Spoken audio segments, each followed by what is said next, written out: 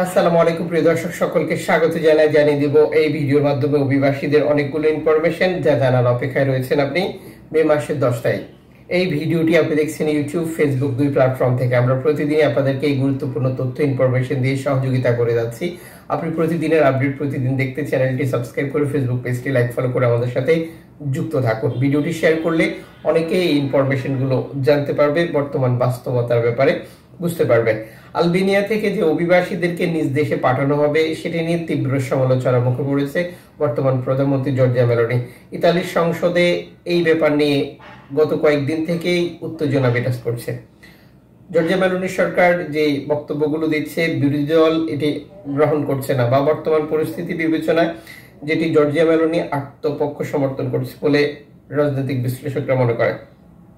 আলবেনিয়াতে অভিবাসীদেরকে পাঠিয়ে তাদের নিজ নিজ দেশে পাঠানোর যে পরিকল্পনা নিয়ে কাজ করছে বর্তমান সরকার, তা অনেকটাই ব্যর্থ হয়েছে বলে রাজনৈতিক দলগুলো মনে করে।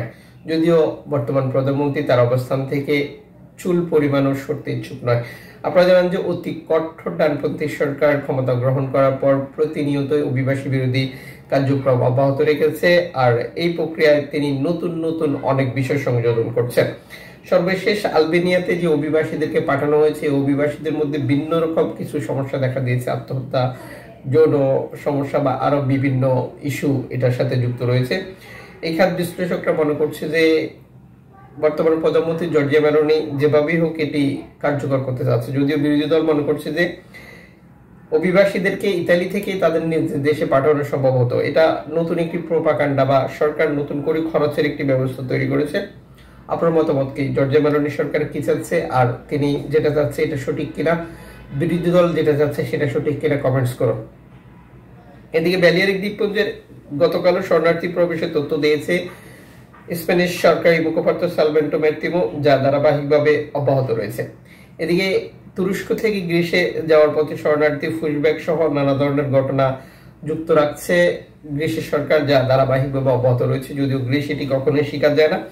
পুশব্যাক নিয়ে নতুন একটি তথ্য শেয়ার করেছে এনজিও সংস্থাগুলো, যেখানে ছোট ছোট শিশুদেরকেও একইভাবে পুশব্যাক করার চেষ্টা করছে, যেটি বড়দের সাথে করে থাকে গ্রিস কর্তৃপক্ষ, যা ধারাবাহিকভাবে অব্যাহত রয়েছে। এদিকে হিউম্যানিটি ওয়ান সর্বশেষ এক্স হ্যান্ডেলে দেওয়া বার্তা নিশ্চিত করেছে উদ্ধার অভিযান অব্যাহত রয়েছে, তবে সামনের দিনগুলোতে তাদের কার্যক্রম পরিচালনা করার খুব একটা সুযোগ থাকছে না, কারণ স্পন্সর জটিলতা ভুগছে এই এনজিও সংস্থাটি।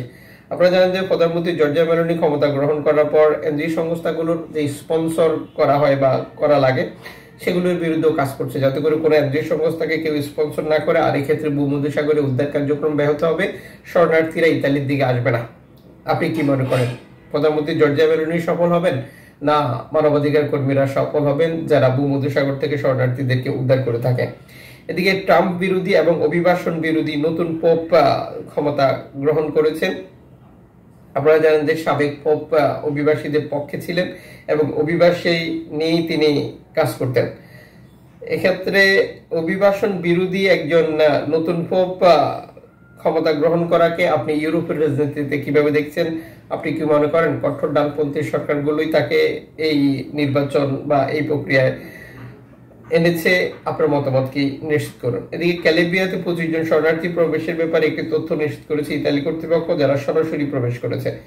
সাম্প্রতিক সময় ইতালিতে সরাসরি অভিবাসী প্রবেশের পরিসংখ্যান বৃদ্ধি পেয়েছে। এই বিষয়টাকে আপনি কিভাবে দেখছেন?